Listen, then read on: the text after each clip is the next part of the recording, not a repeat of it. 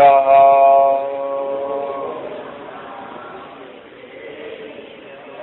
ॐ नमः सिद्धेभ्यः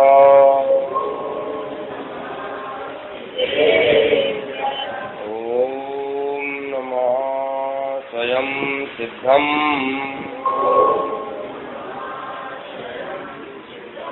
ओरियंतालम नमो स्वाणम नमो वारियालम नमो वारियालम नमो सत्यसावनम बंधित शब्द सिद्धे ध्रुव मचल मणो भगम गयम पत्ते भूषामी समय पावड़ मणिमो श्री केवली गणियम नमा समय साराय स्वान भूत्या चका सके चित्तवावाय भावाय सर्वभावांतरस्ते निज स्वरूप को परम रस जामे भर्यो अपार वन्नो परमानंदमय समय सार विकार सोवित निज अनुभूति युत चिदानंद भगवान कार पदारथ आत्मा तीन जगत में जा। 31वीं गाथा का दूसरा बोल चलेगा।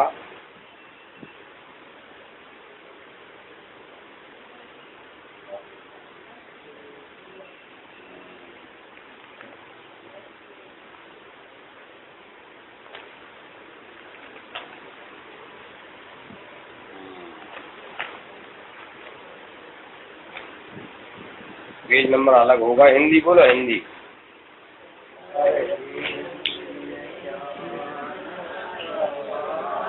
वे अरु अधिक जाने आत्म को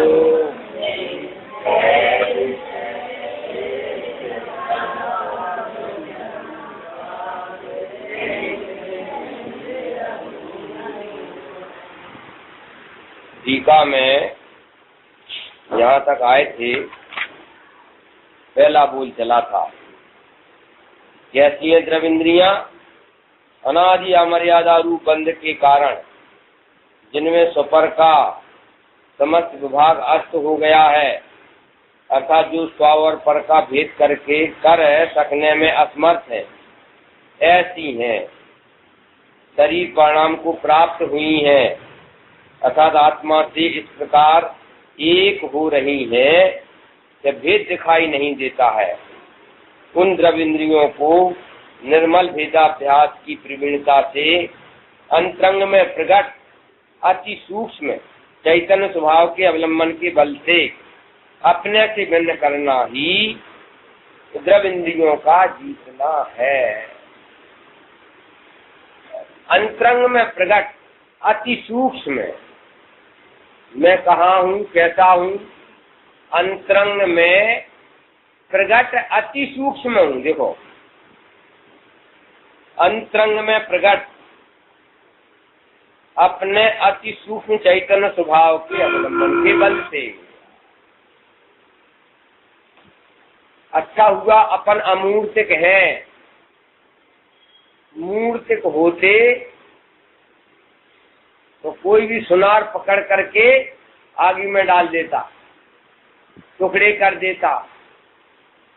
अपन सूक्ष्म, यहाँ सूक्ष्म मतलब पुद्गल के भेद का नाम सूक्ष्म नहीं, अमूर्तिक। पुद्गल स्कंद स्थूल है और मैं सूक्ष्म हूँ। सूक्ष्म मतलब अमूर्तिक लेना, और अंतरंग में प्रकट हूँ।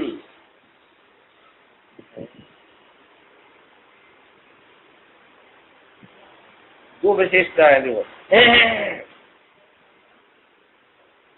अंतरंग में प्रकट अति सूक्ष्म चैतन्य स्वभाव के अवलंबन के बल से।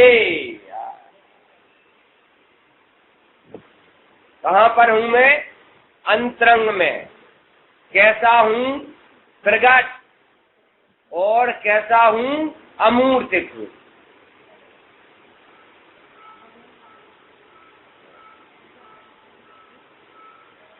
प्रकट हूँ अर्थात क्या?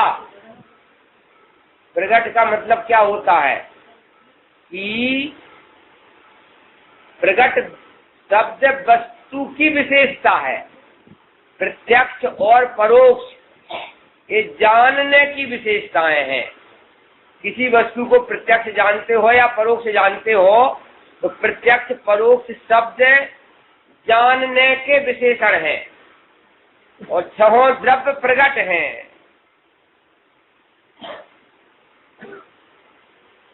अप्रगट नहीं है। छहों द्रव्य प्रगट है, कोई द्रव्य अप्रगट नहीं है। मैं भी जन्मूरत चिन्मूरत प्रगट, पर अंतरंग में प्रगट है।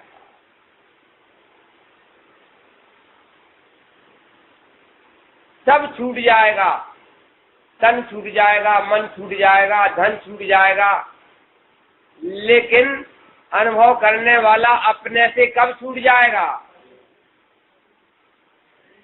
अनुभूति स्वरूप भगवान आत्मा अपने से कब छूट जाएगा? तन भी छूटेगा, धन तो छूटे हुआ है, तन छूट जाएगा, द्रव्य मन छूट जाएगा, भाव मन छूट जाएगा, लेकिन अनुभूति स्वरूप भगवान आत्मा मेरे से कब छूट जाएगा? वो अनुभव करता हुआ सदा काल प्रगट है। प्रगट है नहीं, प्रगट हूं। है क्या? हूं। ये हो गया था कल। निर्मल भेदाभ्यास की प्रवीणता से संग त्याग, अंग त्याग, वचन तरंग त्याग, मन त्याग, बुद्धि त्याग, अपशुद्ध तीनों है। निर्मल भेदाभ्यास की प्रवीणता से। तो अगर भगवान आत्मा के दर्शन करना है तो उसके पहले, क्यों मनोज भाई, उसके पहले क्या होना? निर्मल भेदाभ्यास में प्रवीण होना। हम निर्मल भेदाभ्यास में तो प्रवीण होवे नहीं। अधर्म के नामे धमाधम धमाधम धमाधम चली, अने ज्ञान मार्ग रहो।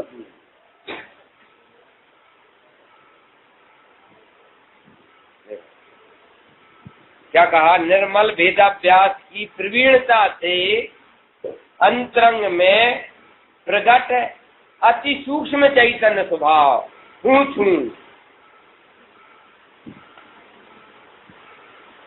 अरे बातें करो भाई, बातें करो, उनकी चिंता तुम कर रही। विकल्प ऐसे टाइम पे विकल्प करती हो, फिर बाद में तो विकल्प का समय है ही। बात क्या चलती है? निर्मल भेदाभ्यास में प्रवृत्ति होना, काय के लिए? अंतरंग में प्रकट अति सूक्ष्म चैतन्य स्वभाव के अवलंबन के लिए। भेद ज्ञान साबू भयो, संकित निर्मल नींद, धोबी अंतर आत्मा, धोवे निजगुण चीज। अंतरात्मा को धोबी कहा है? क्या मतलब? किस सेंस में कहा धोबी? मैल साफ करता है। भेद ज्ञान साबु भयो, साबुन के स्थान में समकित निर्मल नीर, और धोबी अंतर आत्मा चौथे गुण स्थान से ऊपर 12वें तक, ये धोबी अंतर आत्मा, और धोवे निज गुण चीज, निज गुण चीज। बात ये चलती है, ये याद रह जाना चाहिए। कैसा हूं मैं? अंतरंग में प्रकट अति सूक्ष्म। सूक्ष्म का अर्थ क्या किया? अमूर्तिक। कल्पना करो अपन मूर्तिक होते तो कोई भी शराब पकड़ लेता ना, पतली चिमीटी से, और आग में डाल देता और 2 टुकड़े कर देता। अच्छा हुआ अपन मूर्तिक नहीं है, किसी के द्वारा पकड़े नहीं जाते। मूर्तिक होते तो कितने डिफेक्ट होते, कटना, छिदना, भिदना। क्यों? आकाश की भांति अमूर्तिक, अखिल विश्व के ऊपर तैरता हुआ आकाश की भांति पारमार्थिक वस्तु विशेष हूँ।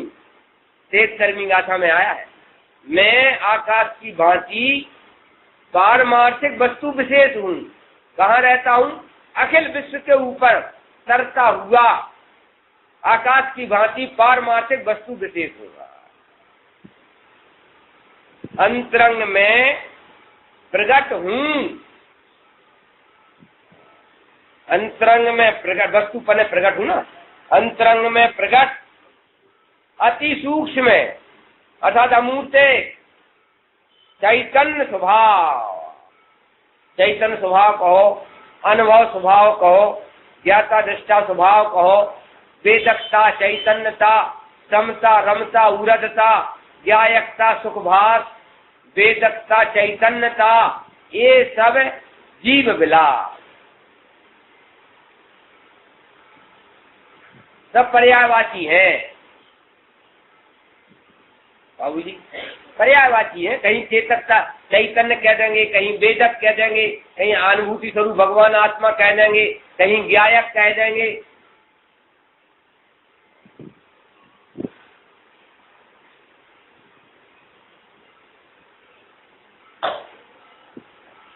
ये तो मान के चलो कि मैं ऐसा अनुभूति स्वरूप भगवान आत्मा तो हूं ही, जरा निर्णय फिरणय करना है तो कर लेंगे, समझ में आया? कोई मतलब ऐसा नहीं कि मेरे उसको प्राप्त करना, वो तो मैं हूं ही, ये तो मान के ही चलो कि वो तो मैं हूं ही। अंतरंग में प्रकट अति सूक्ष्म अमूर्तिक, अंतरंग में प्रकट अति सूक्ष्म चैतन्य स्वभाव के अवलंबन के बल से अपने से द्रव्य इंद्रियों को भिन्न जाना, इसका नाम द्रव्य इंद्रियों का जीतना हुआ। अब भावेंद्रिय का जीतना, कैसी हैं भावेंद्रियां? विभिन्न अलग अलग विशेषों वाले अपने अपने विषयों में व्यापार करने के कारण विषयों को खंड खंड ग्रहण करती हैं, अर्थात ज्ञान को खंड खंड रूप से बतलाती हैं। ऐसी भावेंद्रियों को कैसे जीता?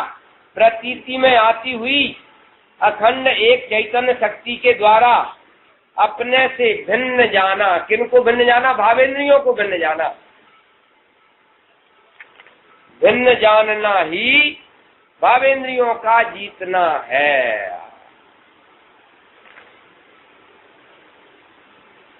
वर्तमान में जो ज्ञान है ये भावेंद्रिय रूप है, या इंद्रिय ज्ञान है, या मन ज्ञान है, और क्या है?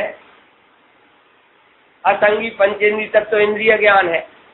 संगी पंचेंद्रिय के थोड़ा अमूर्तिक आत्मा का विचार करने का भी प्रकट ज्ञान हो जाता है मन के माध्यम से, मन ज्ञान।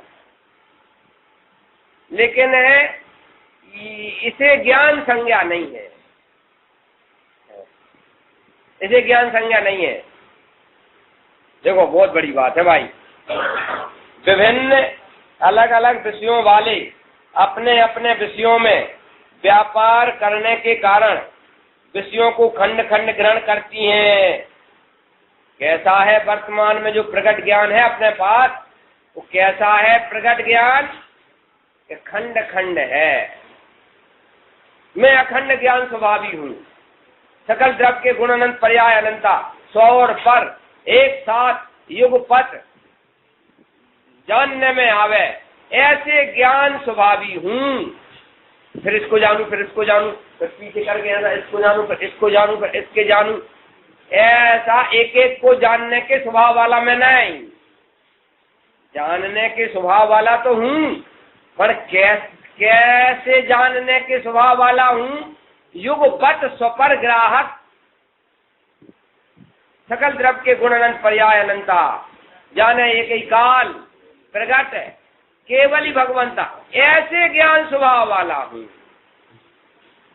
ये तो वर्तमान में ज्ञान की दरिद्रता है।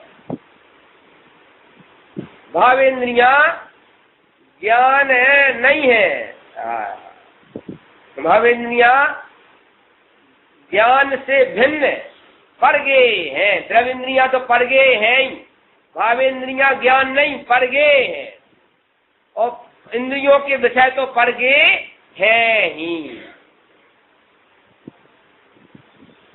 कैसी हैं भावेंद्रियां?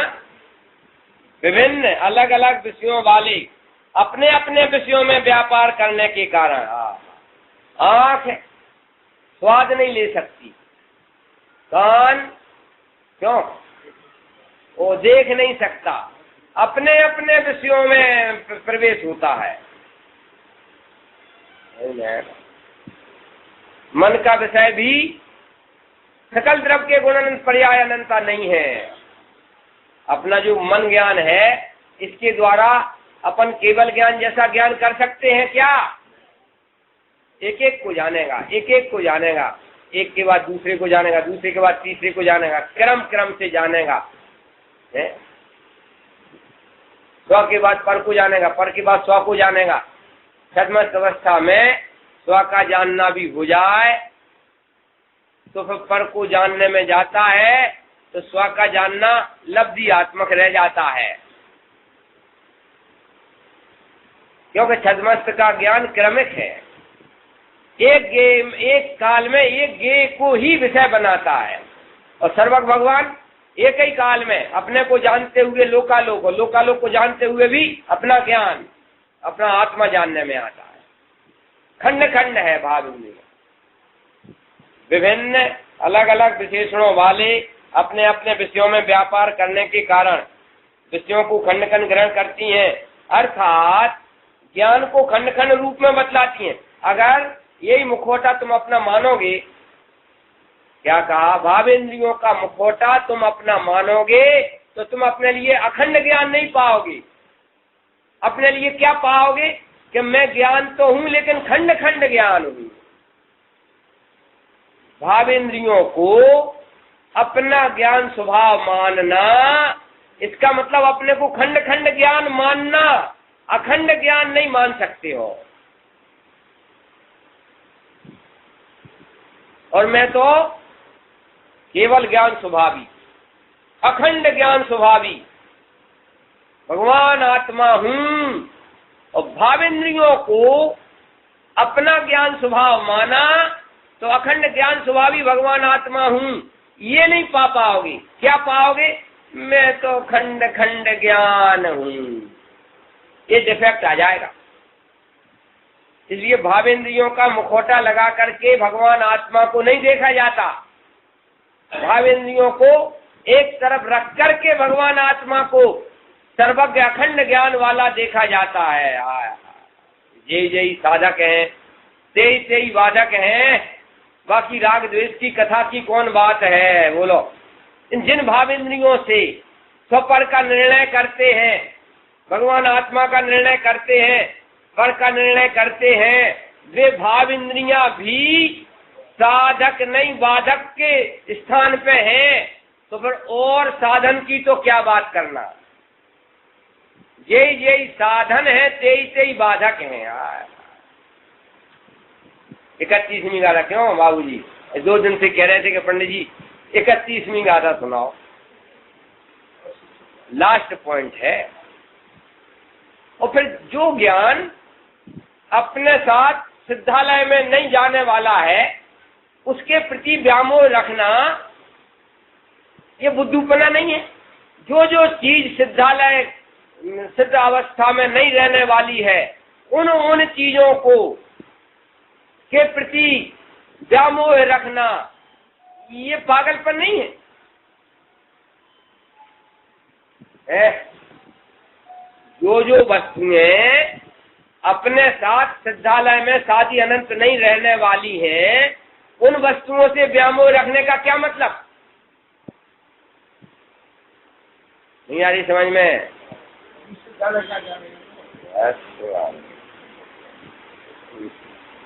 अभी तो ये निर्णय कर रहे हैं कि रहिए अनंत काल यथा तथा शिव परिणय, अनंत काल सिद्धालय में रहेंगे।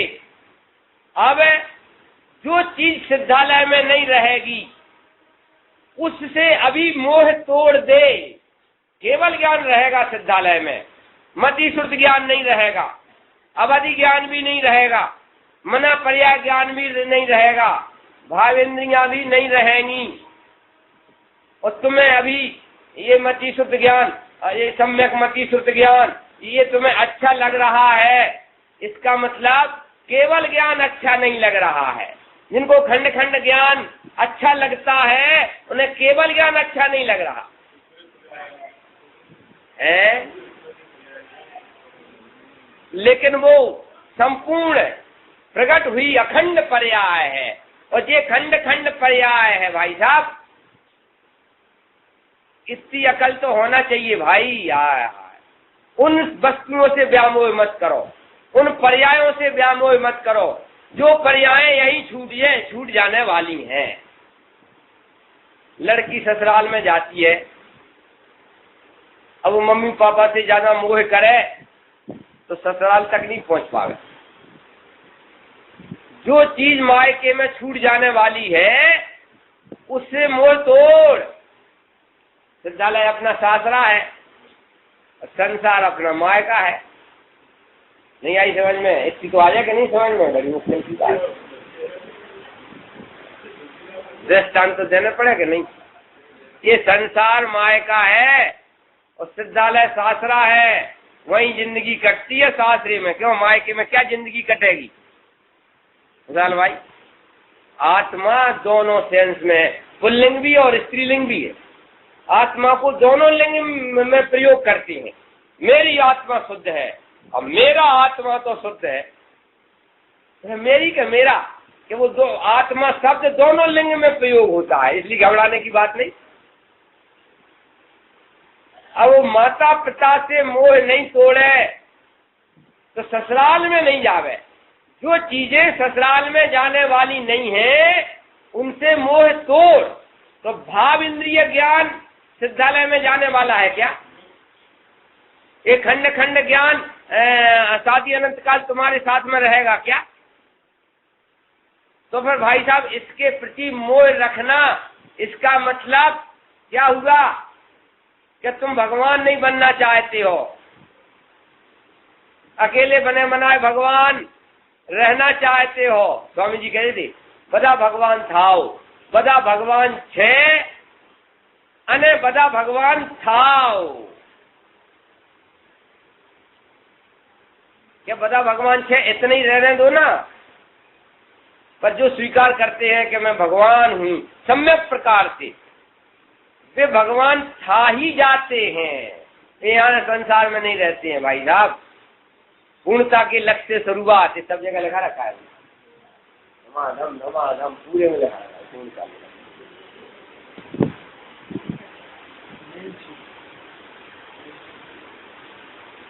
सोनगढ़ में भी लिखा है पूर्णता के लक्ष्य। अच्छा, पूर्ण के लक्ष्य से शुरुआत के पूर्णता के लक्ष्य से। भाई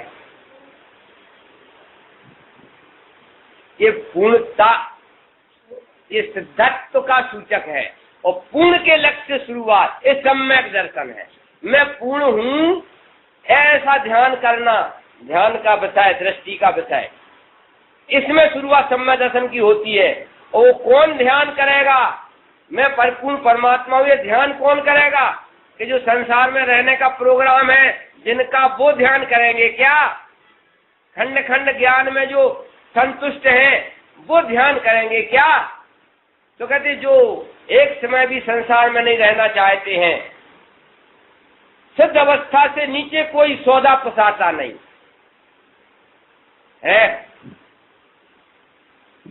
सिद्ध अवस्था से नीचे कोई सौदा नहीं पोसाता। ऐसा पूर्णता का लक्ष्य जिन्होंने बनाया और लक्ष्य की पूर्ति के लिए पूर्ण आत्मा को दृष्टि में लेते हैं, उन्हें समझ दर्शन ज्ञान चारित्र प्रकट होता है, वो शुरुआत हो जाती है।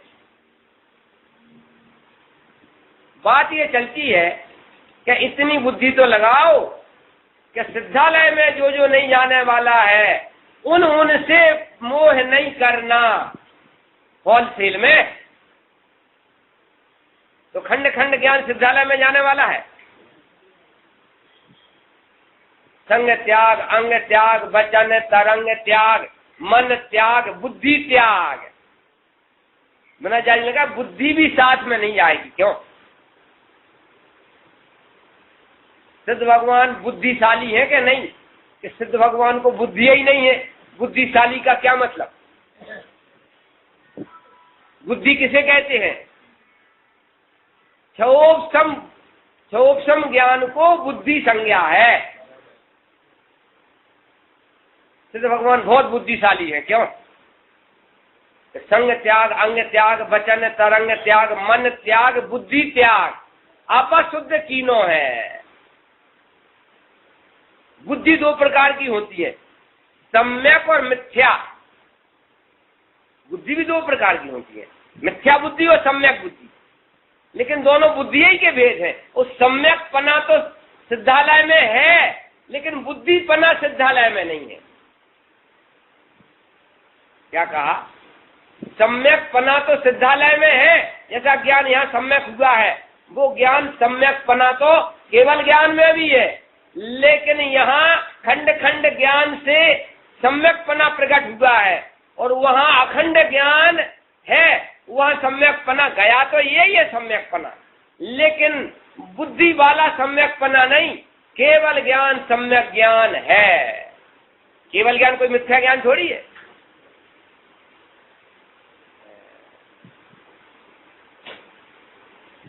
देखो क्या लिखा भाई, बहुत अच्छी बातें हैं।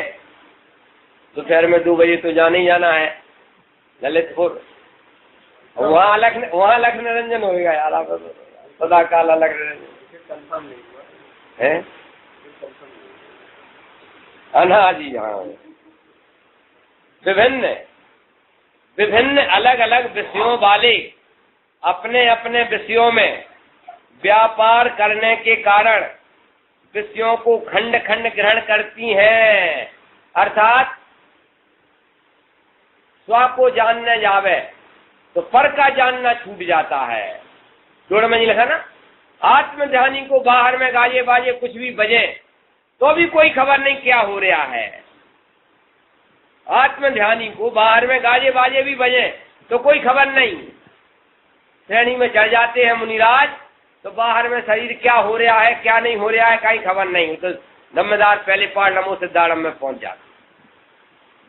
छद्मस्त ज्ञान जब स्व को जानने में लगा है तो उसी काल पर का जानना नहीं हो पाता है, और जिस समय पर के जानने में लगा है उस समय उपयोगात्मक स्व का जानना नहीं होता। लब्धियात्मक स्व का जानना रहता है, पर उपयोगात्मक स्व का जानना नहीं होता। ये खंड खंड ज्ञान है। अभी अपन है खंड खंड ज्ञान है, ये है। कल से सरल हो जाएगा। बात ये चलती है भाई कि ऐसी ज्ञान की दरिद्रता कि एक को जाने तो एक छूट जाए और इसको जाने तो ये छूट जाए, ऐसी ज्ञान की दरिद्रता नहीं होती, और ऐसा दरिद्र ज्ञान मेरा स्वभाव भी नहीं है। श्वेतांबर मानते हैं कि पहले समय में दर्शन और दूसरे समय में ज्ञान। केवली भगवान को भी ऐसा मानते हैं। श्वेतांबर ऐसा मानते हैं केवली भगवान को कि पहले समय में केवली को दर्शन होता है लोकालोक का, और दूसरे समय में ज्ञान होता है लोकालोक का। अबे स्वामी जी कह रहे अबे केवली के आई दरिद्रता कहीं होए, केवली के आई दरिद्रता होए कहाँ आई। आता एक छद्मस्त वाली बात अलग है कि दर्शन पूर्वक ज्ञान होता है, छद्मस्त के पहले दर्शन और बाद में होता ज्ञान।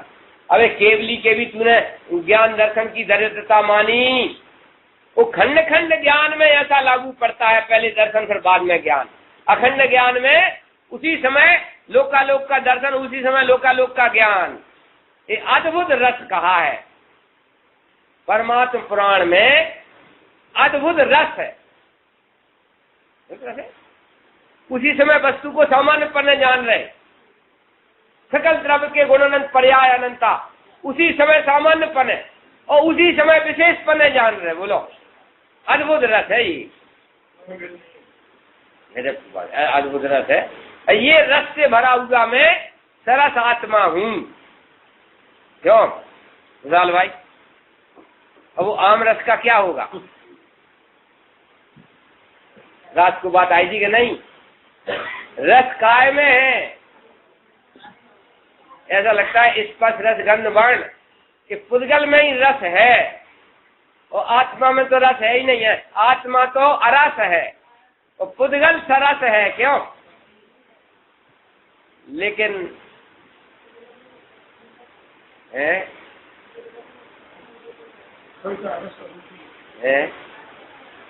लेकिन भाई साहब पुद्गल के रस का भी रस लेने वाला ज्ञान ही रस है। पुद्गल के रस में क्या है? पुद्गल का रस को स्वयं रस नहीं लेता है। पुद्गल का रस, पुद्गल का रस है, वो पुद्गल के रस को स्वयं खबर नहीं है कि मैं खट्टा हूं क्या मीठा हूं।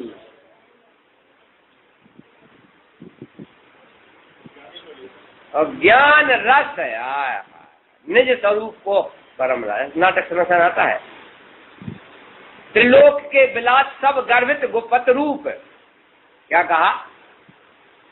त्रिलोक के बिलास सब मुझ में गर्भित गुप्त रूप, याही को सो दृष्टि में कि जाकी अंतर सुदृष्टि है, याही को प्रतीत होवे जाके अंतर दृष्टि है। आत्मा में ही विश्व के समस्त विलास, आत्मा ही गुप्त, आत्मा में गुप्त रूप है,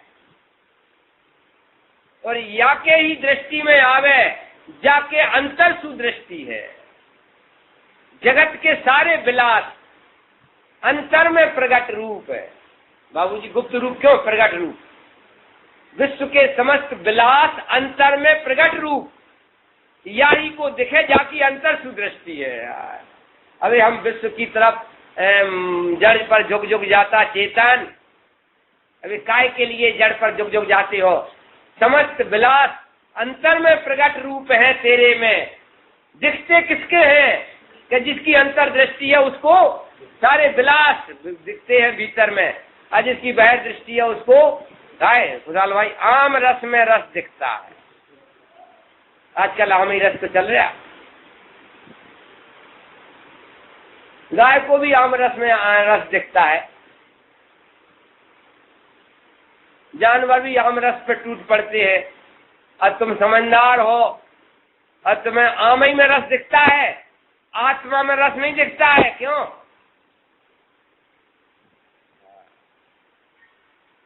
ज्ञान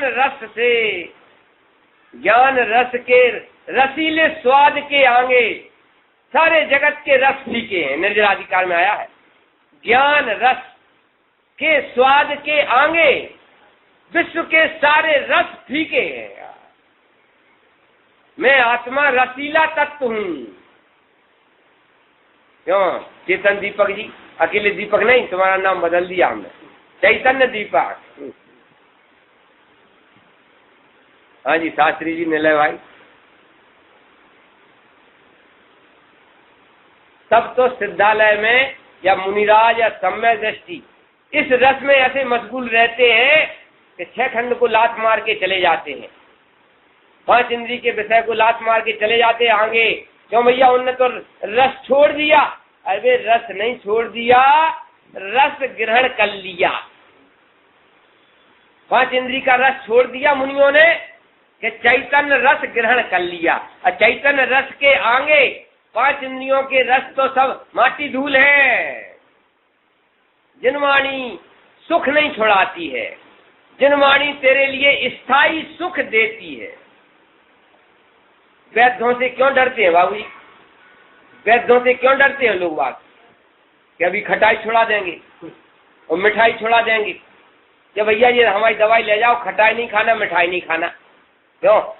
तो क्या अपने को वैद्य के पास जाने नहीं, एलोपैथिक के पास चलो, वो कहते जो खाते हो तो खाओ, ऊपर से हमारी दवाई भी खाओ, जो होगा तो देखा जाएगा। और वैद्यों के पास क्यों नहीं जाते? एक केस तो अभी ऐसा है, क्यों? हमारा अरविंद शास्त्री का छोटा भाई है ना, उसकी पत्नी बहुत बीमार है, शायद ऊपर भी चली गई हो। मैंने कहा ये पेट मेट की बीमारी तो वैद्य लोग ठीक कर देते हैं।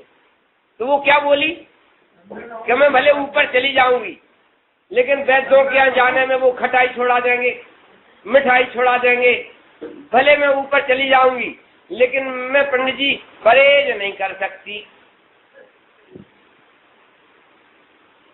शास्त्री नहीं, शास्त्री की पत्नी, और वो इतनी बीमार रहती है, भगवान ही मालिक है, शायद ऊपर चली गई हो। और मैंने सलाह दिया बड़े करुणा भाव से, वैसे लोग ये ठीक कर देते हैं। तो मैं इसलिए नहीं जाती हूँ कि मैं खटाई मिठाई छोड़ नहीं सकती हूँ। ऊपर से दृष्टांत आ गया। बात तो हम ये कह रहे कि वैद्य के इसलिए नहीं जाते हैं कि वो हमारा खटाई मिठाई का सुख छुड़ा लेंगे, ऐसी दवाई लेने की कोई मतलब नहीं। जिनवाणी और पंडितों के पास इसलिए नहीं आते हैं कि अभी पंडित जी कहेंगे कि भाई साहब ये वक्त है, ये वक्त है, ये नहीं खाओ, ये नहीं खाओ, ये नहीं खाओ, तो कहे कि न रहे 5 न बजे, हमें जाना ही नहीं है, ना वैद्य के पास ना पंडित के पास।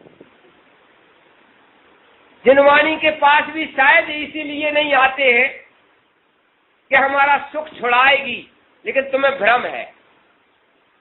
जिनवाणी माता सुख नहीं छुड़ाती है, स्थायी सुख देती है।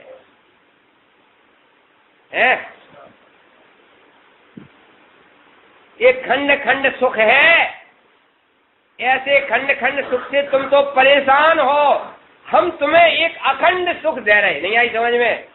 जिनवाणी माता नो डिस्टर्ब, निरंतराय, हमेशा सुख भोगते रहो, ऐसा सुख देती है कि तुम्हारा सुख छुड़ाती है। बोलो, आज पूज्य गुरुदेव श्री की जन्म जयंती है। गुरुदेव ने क्या किया? तुम्हारे वो आलू बटाटा का सुख छुड़ा लिया। छुड़ा लिया कि नहीं? आलू बटाटा पहले कैसे खाते थे? बढ़िया। हाँ, वो खाते थे, क्या नाम, क्या कहलाता वो, आलू का बनता है ना वो भजिया, वो है आलू बंटा, जो भी वो भगवान जाने।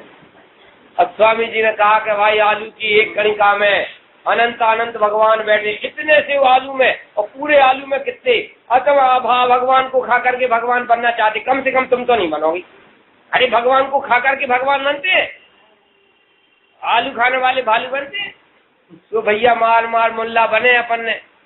आलू की चिप्स छोड़ी, आलू मालू सब छोड़ा। क्यों? तो भाई एक आलू छोड़ दो, भैया प्याज भी है। तो हे भगवान, ये सवाई छुड़ा ले पंडित जी, हमारा सारा सुख छुड़ा लेते हैं पंडित जी। क्यों? अरे भाई साहब, अखंड सुख दे रहे हैं स्वामी जी, अखंड सुख दे के गए कि आलू बंटा का सुख छुड़ा के गए? बोलो, वो तो निरंतराय भोग ही नहीं सकते, तुम निरंतराय नहीं भोग सकते। थोड़ा एक दो ज्यादा आलू बंडा एक दो ज्यादा खा लिए तो अस्पताल में लॉटरी खुलेगी। लोग कहते ना कि भाई साहब दूसरे के यहाँ खाना खाने गए थे और सब सामान रखा था, पेट तो तुम्हारा था, काहे को अस्पताल में भर्ती हो गए? पेट तो अपना है, माल भले पराया है। तो वहां तो थोड़ा सा ज्यादा सुख लेने जाओगे तो अस्पताल में लॉटरी खुलती है। लेकिन वह सुख सदा ही त्याज रे, पश्चात दुख जिसके दुख भरा, निर्दोष सुख निर्दोष आनंद लो जहां भी प्राप्त। ये निर्दोष सुख है, अखंड सुख है, ये जिनवाणी माता देती है। वो सुख छुड़ाती नहीं, हमेशा के लिए निरंतराय सुख का भोग देती है। तुम्हें भ्रम हो गया। क्यों? बैंक वाले बाबूजी लोग एक दूसरे की शिकायत करते हैं, हम शांति से सुन लेते हैं। बात कहते हैं कि भाई साहब ये चेष्टा करना पड़े और पर वस्तु का ग्रहण करना पड़े, पसीना तो पहले ही उतर गया, अब सुख क्या मिलेगा? जैसे माता बहनें होती ना कि आज तो दाल बाटी बनाओ भाई, 5 प्रकार की मिठाई, 55 मिठाई होती है बुंदेलखंड में, 55 मिठाई होती है।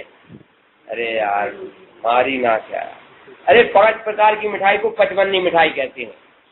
और दाल बाटी बनाओ, 5 प्रकार की मिठाई बनाओ, तुमने तो ऑर्डर दे दिया और गए पंडित जी 12-1 बजे भोजन करने। तो पंडित जी ने तो खाया। क्यों? और 2 बजे नंबर लगा माता जी का, तो इनके तो कहीं स्वाद ही नहीं आने, काहे कि सारा पसीना तो बनाने में निकल गया, अब खाने का क्या सुख मिलेगा? खाने का सुख तो अपन लोग लेते हैं जिनका निमंत्रण है, रेडीमेड सब तैयार मिलता है। और जो तैयार करते हैं भोजन पानी, इनका तो पसीना ही उतर गया तैयारी करने में, अब काहे का सुख मिलेगा? 5 इंद्री के विषय कैसे हैं कि सुख लेने का नंबर ही नहीं आता है, वो चेष्टा ही में सारा पसीना उतर जाता है। कैसे है 5 इंद्रिय के विषय, सारी व्यवस्था करते करते पसीना उतर गया। जब तक वो माल पानी खाने का नंबर आया तब तक तो बनाने वालों का भी पसीना उतर गया और खाने वालों का भी। ये तो हम जैसे ही लाभ ले पाते हैं। दीपक बाबू, तुम्हारे तो 6 आइटम लाओगे, फिर ये लाओगे, फिर ये लाओगे, ये लाओगे, क्यों? और जब तक खाने का नंबर आएगा तब तक तो 12-1 बज जाएंगे। काय का सुख बोला? 5 इंद्रिय का विषय चेष्टा ही चेष्टा है। क्या कहा? संसार के सुख में चेष्टा ही हाथ पड़ती है, सुख नहीं मिलता है। और ये जो अतीन्द्रिय सुख है, कछु करना ना धरना, सुखी रहना, कभी लेना ना देना, मगन रहना, जिसमें चेष्टा नहीं करना पड़े वो है असली सुख। और जिसमें चेष्टा करना पड़े वो चेष्टा ही में पानी उतर गया, अबे काय का सुख है? तो संसार का सुख क्या है? चेष्टा करंता जीव दुख लय है। अबे ऐसे संसार के चेष्टा वाले सुख से थके नहीं हो क्या? याचे सुर तरु देत सुख है, चिंतत चिंता रैन, बिन याचे बिन चिंतये। संसार में अगर कल्प वृक्ष भी होवे, क्यों बाबूजी, कल्प वृक्ष की कल्पना ही नहीं है। अभी तो बड़ौदा बैंक में नौकरी करो तो मिलने में 10-15 हजार मिले, काय की कल्प वृक्ष? कदा मजूरी के फल में मिलते हैं 10-15 हजार। कभी कहता है कल्प वृक्ष भी होवे तो भी दुख है। याचे सुर तरु देत सुख, याचना का दुख। चिंतत चिंता रैन, तकिया के नीचे चिंतामणि पड़ा होवे तो भी घर भर भूखों मर सकते हो। कब? कि अगर चिंतमन की मजूरी नहीं करोगे तो। याचे सुर तरु देत सुख। अब पंचम काल के दुख से तो शुरू ही नहीं किया। कल्पना करो कि तुम्हारे आंगन में कल्प वृक्ष है तो भी मांगना पड़ेगा बेटा। और कल्पना करो कि चिंतामणि रतन है तकिया के नीचे तो भी मजूरी कराएगा चिंतवन की। और आत्मा का सुख में क्या करना पड़ता है? बिन याचे। कल्प वृक्ष जैसा दुख नहीं है धर्म के क्षेत्र में, कल्प वृक्ष जैसा दुख नहीं है धर्म के क्षेत्र में। बिन याचे और बिन चिंताए, चिंतामणि जैसा भी दुख नहीं है धर्म के क्षेत्र में। बिन याचे बिन चिंताए, धर्म कछु सुख देन। क्या लिखा? क्या लिखा? सकल लिखा है, कछु नहीं लिखा। धर्म कैसा है कि जिसमें कुछ करना धरना तो है ही नहीं पंचम काल का। क्यों? बड़ौदा बैंक में नहीं जाना पड़ता यार, तुम्हारी ना क्या, कुछ करना धरना नहीं, कल्प वृक्ष जैसी याचना नहीं, चिंतामणि जैसा कुछ चिंतवन नहीं। बिन करे बिन याचे बिन चिंतये। और धर्म कछु सुख देन नहीं, सकल सुख देन। ये निरंतराय सुख है, ये अव्याबाद सुख है, इसमें कभी डिस्टर्ब नहीं होगा। ये सहज में ही आनंद है, ये सहज आनंद। और 5 इंद्रिय का विषय कैसा है? सहज में ही है। 5 इंद्रिय का विषय सहज में ही आनंद आता है। कितना श्रम साध्य है संसार का सुख, कितना श्रम साध्य है। और मोक्ष का सुख है बिन करे बिन याचे बिन चिंताए और धर्म कछु नहीं, सकल सुख देन। बोलो तो जिनवानी सुख छुड़ाती है कि असली शाश्वत सुख दिलाती है।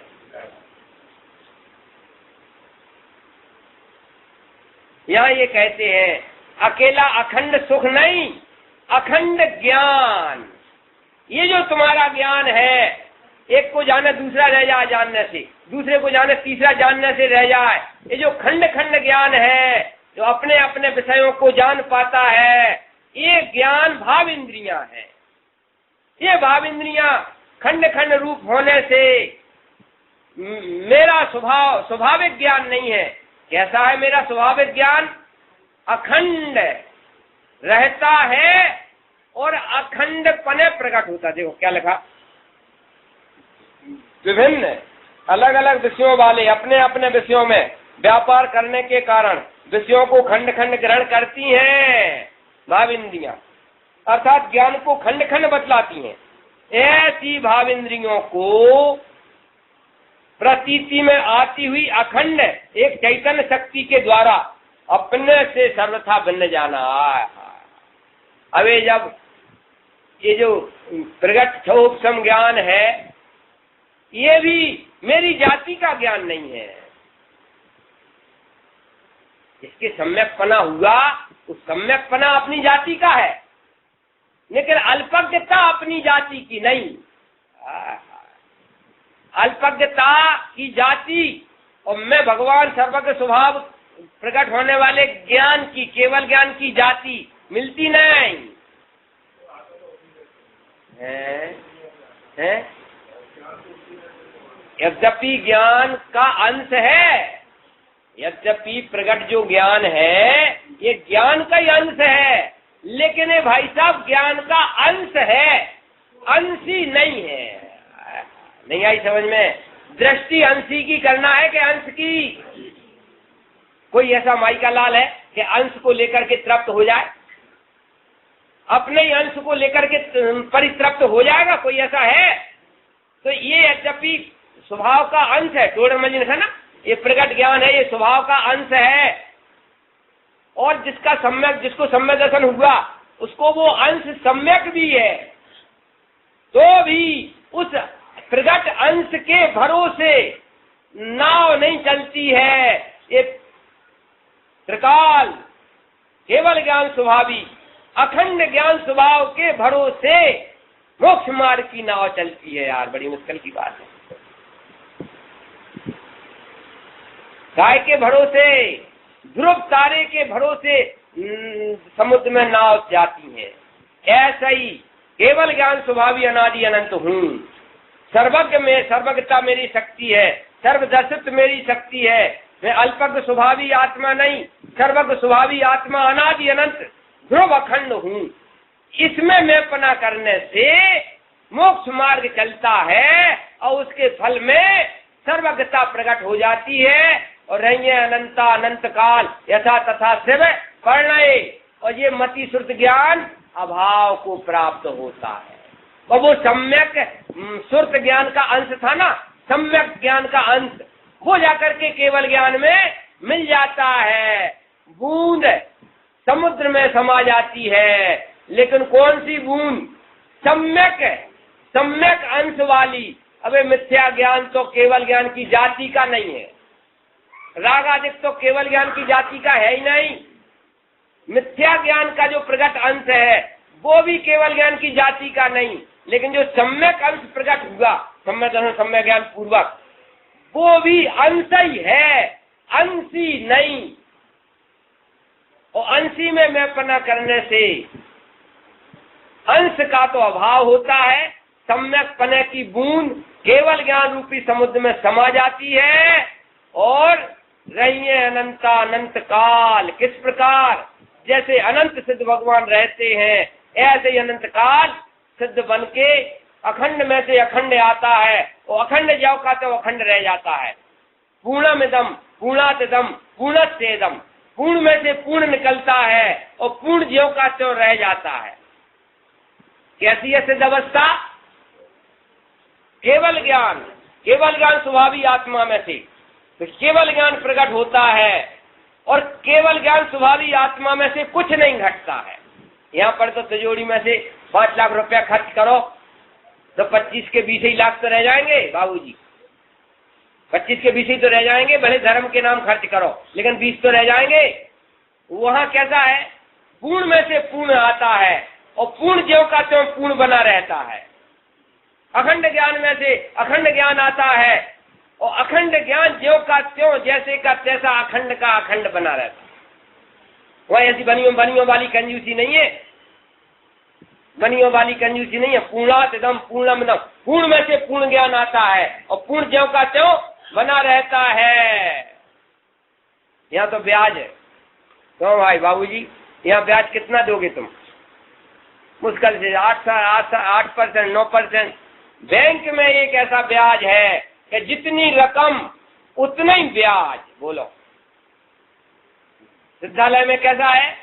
केवल ज्ञान स्वभावी आत्मा, और प्रत्येक समय उतना ही ब्याज केवल ज्ञान का, और दूसरे समय उतना ही ब्याज, और ध्रुव फंड जो का त्यों सुरक्षित। बोलो, अबे ऐसा तो बनियों को पसंद नहीं आता। अब बड़ौदा बैंक में डाल रहे, कितने % में? ये भी तो बैंक है। सिद्धालय में ऐसा बैंक है कि जितना ध्रुव फंड प्रत्येक समय उतना ही पैसा निकालो और भोग करो, और दूसरे समय फिर उतना ही। बोलो, कौन सा बैंक है ऐसा है दुनिया में? भाई साहब, वहाँ कोई मनिया जैसी कंजूसी नहीं, धरती के बैंक जैसी भी कंजूसी नहीं। पूर्ण में से पूर्ण आता है और पूर्ण भोग लिया जाता है, और पूर्ण जो का त्यों ध्रुव खंड में रहता है। इसका नाम सिद्ध अवस्था है।